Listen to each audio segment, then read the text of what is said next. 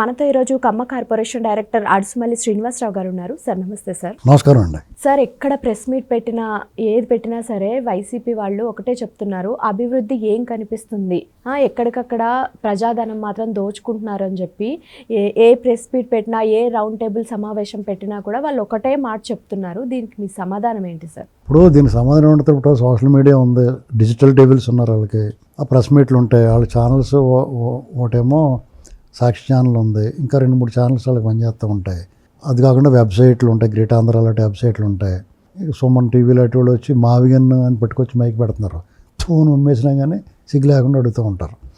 ఇక్కడ ప్రతిపక్షాల పని ప్రతిపక్షాలు చేస్తూ ఉంటాయి. ఎందుకంటే వాళ్ళు మనం అలా చేయకూడదు మనం చెప్పలేము. ఎందుకంటే వాళ్ళ డ్యూటీ అది. ఇప్పుడు ఏదో రకంగా అధికారంలో రావాలి, పాలకపక్షాన్ని ఏదో రకంగా బ్లేమ్ చేయాలి. దానికి ఏ దారి ఉంటే ఆ దారి వెతుక్కుంటారు, వీళ్ళు అడ్డదారులు వెతుక్కుంటారు. ఇప్పుడు ప్రతిపక్షంలో ఉన్న వాళ్ళు కూడా చాలా శుద్ధపూసలు అనుకోండి, వాళ్ళ హయాంలో చాలా బాగా పరిపాలించుండి ప్రజల అభిప్రాయం మేరకు ఓడిపోయారు అనుకోండి, వాళ్ళు మేము బాగానే చేసాం మీరు ఇంకా బాగా చేయాలని చెప్పేసి నిలదీస్తారు. పొరపాట్లు జరిగితే దాన్ని ఎత్తి చూపిస్తారు. అది ఎప్పుడైనా జరిగేది రాజకీయాలు సాధారణంగా వేరే రాష్ట్రాలు అలా జరుగుతూ ఉంటాయి. మన రాష్ట్రం సెపరేట్, మా రూటే సెపరేట్ అన్నట్టుగా ఇక్కడ జగన్మోహన్ రెడ్డి ఉన్నాడు. జగన్మోహన్ రెడ్డి ఉన్న చోట అదొక ఎర అంటారు, అలాగా అది సెపరేట్గా ఉంటుంది. అన్యాయం, అక్రమం, దుర్మార్గం, అరాచకం, అవినీతి, అవకతవక పాలన, అసంబద్ధ వ్యవహారం ఇవన్నీ చేస్తా అతను ఏమంటాడంటే ఏ రామ్ అంటాడు, అన్యాయం అక్రమం అంటాడు, న్యాయం ధర్మాన్ని పాతిపెట్టేస్తున్నారు అంటాడు. ఇది ఆ మాట అతను ఒక్కడే మాట్లాడగలడు, ఇంకెవరు మాట్లాడరు. అలాగే ఎంతో కొంత సిగ్గేస్తుంది. ఎన్ని చేసినాడు మనం అలా మాట్లాడితే బాగోదులేని ఆగిపోతారు. కానీ ఇతను ఆల్రెడీ ఏమనుకోకుండా జగన్మోహన్ రెడ్డి గారు మాత్రం మాట్లాడతాడు. ఎందుకంటే అతని రాజకీయ జీవితమే ఒక రాంగ్ ఎంట్రీ. సాధారణంగా రాజకీయాలకు ఎవరు వచ్చినా ఏదో రకంగా చిన్న స్థాయి నుంచి పైకి ఎదగటమో, లేకపోతే సర్వీస్ చేయటమో, ఒక చారిటీ చేయటం, ఇలా ఏదో ఒకటి చేసుకుని ఫౌండేషన్ వేసుకుని వస్తారు. ఇతని ఫౌండేషన్ ఏంటంటే వాళ్ళ నాన్నగారు చావు, ఇతని ఆదాయం ఏంటంటే వాళ్ళ నాన్నగారి అధికారం. ఇతని ఆదాయం వాళ్ళ నాన్నగారి అధికారంలో ఉండేటప్పుడు ఆదాయాన్ని సంపదని పోగేసుకున్నాడు. దాన్ని పెట్టుబడిగా పెట్టి వాళ్ళ నాన్నగారి చావుని ఇతను రాజకీయంగా పునాదిగా మార్చుకుని ఆ సానుభూతితోటి లబ్ధి పొందాలనుకున్నాడు. లబ్ధి పొందాడు. అతను ముఖ్యమంత్రి కూడా అయిపోయాడు. ముఖ్యమంత్రి అయిన తర్వాత నేను బాగానే కొట్టేశాను కదా, బోళం దుబ్బేశాం, దాన్ని జాగ్రత్తగా ఆస్తి పెరిగిపోద్ది కదా. ఒక 20 ఏళ్ళ క్రితం ఒక ఎకరం కొనుక్కున్నారు మీరు, ఇక్కడ ఒక 10 లక్షలు అనుకోండి, 200 కోట్లు అయిపోయింది. గచ్చిబౌలిలో కట్టను అక్కడ కోకాపేటలో అది చాలరా బాబు అనుకోవాలి కదా మీరు. అలా అనుకోనివాడే జగన్మోహన్ రెడ్డి గారు. ఎవరన్నా ఏమనుకుంటారు, నీకు చాలే అనుకుంటారు. అలసిపోయి ఇక విశ్రాంతి తీసుకుంటాం, దాన్ని ఎంజాయ్ చేద్దాం అనుకుంటారు.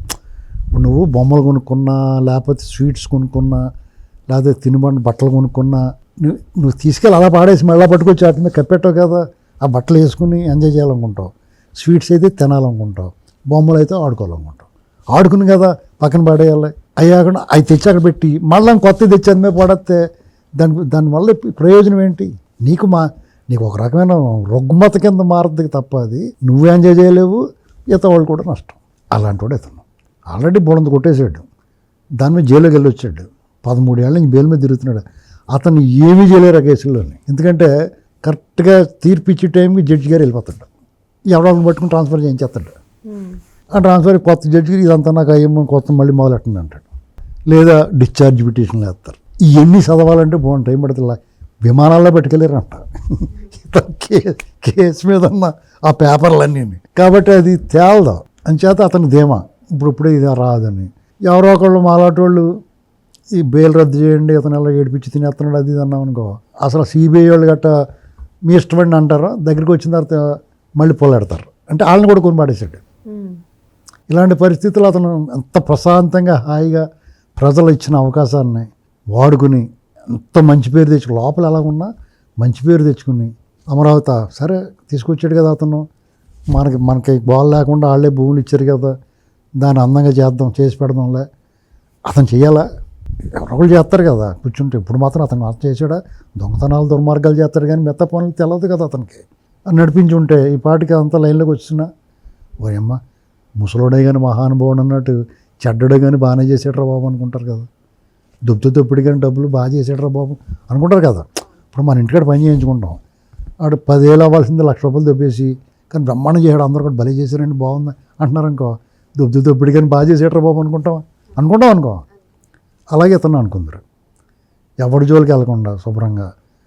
ఇతను నిజంగా అతను అన్నట్టు 30 ఏళ్ళు ఉందుడు. మనవాడు మైండ్ సెట్ అలాంటిది. అంటే కులం మతం ఎదటోళ్ళ మీద ద్వేషం అతనికి ఉపయోగపడేది. దాని అన్నీ కాలదనుకున్నాడు.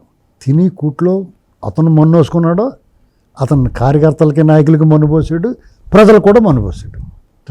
నీ కూట్లో నువ్వు మొన్నేసుకుంటే నీకే నష్టం, కానీ అతను అందరి కూట్లోనూ మొన్నేసాడు. అతన్ని మళ్ళీ ఎలా తీసుకొస్తారు? ఇంకా నీకు వద్దురా బాబు అతని పేరు చెప్తే దూరంగా పారిపోతున్నారు. ఇక వాళ్ళకి ఏరే దారి లేక ఏం మాట్లాడాలో తెలియక ఇలా రకరకాల రౌండ్ టేబుల్ సమావేశాలు, లేకపోతే అమరావతిలో అవినీతి జరిగిపోతుంది. అమరావతిలో తీసుకుందాం, అక్కడ అవినీతి జరిగిపోతుందంటే దానికి ఏం చెప్తున్నారు? నిర్మాణ వ్యయం అధిక ధరలకు ఇచ్చారంటున్నాడు. అధిక ధరలు నిర్ణయించారు, కాంట్రాక్టులకు అధిక ధరలకు ఇచ్చారంటున్నాడు. ఖచ్చితంగా ఇస్తారు. ఎందుకు ఇస్తారంటే వాళ్ళు నువ్వు సగంలో వదిలేసి వాళ్ళందరూ నిర్మాణ సామాగ్రి దుబ్బేసి వాళ్ళ పనులు ఆపేసి 5 ఏళ్ల పాటు ఖాళీగా పెట్టి కూర్చుంటే దాన్ని తిరిగి నిర్మించాలి, దాన్ని రెడీ చేయాలంటే ఖచ్చితంగా డబల్ అవుద్ది, త్రిబుల్ కూడా అవుద్ది. అలా మీకు వచ్చున్నారో ఊరిని చేసి పెడతానికే, నీకు లేచినప్పుడు అలా చేయమంటే చేస్తారు వాళ్ళు. కాబట్టి నువ్వు దానికి బాధ్యుడు. అక్కడ ఎన్ని వేల కోట్లు నష్టం, 30,000 కోట్లు అధిక వ్యయం అవుతుంది. వ్యయం పెరిగిపోయింది. దానికి బాధ్యులు ఎవరు? నువ్వే, నీ ప్రభుత్వం. కాబట్టి జగన్మోహన్ రెడ్డి గారు వాళ్ళ మంత్రివర్గం బాధ్యత వహించాలి. వాళ్ళందరూ ఆ డబ్బు కట్టేయాలి. ఈ ప్రభుత్వం వాళ్ళని క్లెయిమ్ చేయాలి. దీనికి బాధ్యులు మీరేం చెప్పి వాళ్ళ మీద కేసు కట్టి వాళ్ళ దగ్గర నుంచి వసూలు చేయాలి. వసూలు చేసి ఖజానా వేసుకోవాలి. పైగా అమరావతిలో బయట నుంచి ₹10 కూడా పెట్టక్కర్లేదు. అక్కడ భూములు రైతులందరికీ ప్లాట్లు ఇవ్వగా మిగిలిన భూమి దాదాపు 2 లక్షల కోట్ల పైన సంపద. దాన్ని రాష్ట్రాన్ని కూడా వాడుకుంటారు. అర్థమైందండి? కాబట్టి జగన్మోహన్ రెడ్డి గారు వీళ్ళందరూ అవినీతి జరిగిపోతుందని వాళ్ళకి అలవాటు.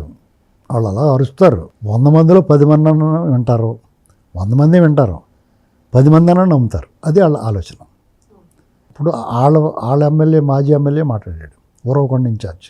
మనం అభివృద్ధి గురించి మాట్లాడొద్దు మనం, ఎందుకంటే వాళ్ళు బాగా చేస్తున్నారు, దాని జోలికి వెళ్తే మనం అంటారు.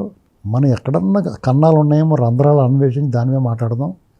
వాళ్ళు ఆల్రెడీ 3,000 కోట్లు, పాత అనంతపురం జిల్లాకు 3,000 కోట్లతోటి అభివృద్ధి చేస్తున్నారు. ఒక్క హిందూపురానికి 750 కోట్లు పెట్టేశారు వాళ్ళు. మనం దాని జోలికి వెళ్ళకపోతే మంచిది అని చెప్తాడు. ఒక రౌండ్ టేబుల్ సమావేశంలో అందరూ తలకో బకెట్ పట్టుకొచ్చారు బురద జల్లుదామని. దానికి అతను వివరంగా చెప్తే అతను లైవ్ కట్ చేసి పక్క తెప్పించారండి. మీరు అలా చెప్తున్నప్పుడు నోరు మూసేసి నోరు నొక్కేస్తే అది బయటికి వెళ్లకుండా ఆగదు. తెలుగుదేశం కూటమి ప్రభుత్వం ఉందంటే ఇప్పుడు కూటమి ప్రభుత్వానికి ప్రతిపక్షం లేదు. కూటమి ప్రభుత్వానికి 2024లో పనిచేసిన వాళ్ళే కొంతమంది కూటమి ప్రభుత్వాన్ని వ్యతిరేకిస్తున్నారు, వాళ్ళే ప్రతిపక్షం. అర్థమైందండి? వైసీపీ వాళ్ళు ఎవరో కూడా వాళ్ళని వ్యతిరేకించలేరు, వ్యతిరేకించిన జనం నమ్మరు, వాళ్ళు వెనక్కి వెళ్ళరు. కారణం ఏంటి? ఎలవా చెప్పేగా నువ్వు చేసింది ఏంటంటారు వాళ్ళు మాట్లాడితే. పైగా వాళ్ళకి ఏమాత్రం ఎంకరేజ్ చేసినా మళ్ళీ వచ్చి కూర్చుంటాడేమో, తలుపు తీకరా దయ్యం వచ్చేది లోపలికి అంటారు కదా. అలాగే ఇప్పుడు కుక్కలు దయ్యం అన్నా కానీ కుక్కలు అన్నా సరే తలుపు తీకరా కుక్కలు వచ్చేస్తున్నాయి అంటారు, అదే దోమలు వచ్చేస్తున్నాయి అంటారు. మన ఇంటికాడ రోజు తలుపేసే ముందు దోమలు వచ్చేస్తాయి అంటారు కదా సందకడ, అవునా కదా? వీళ్ళని కూడా అలాగే చూస్తారు.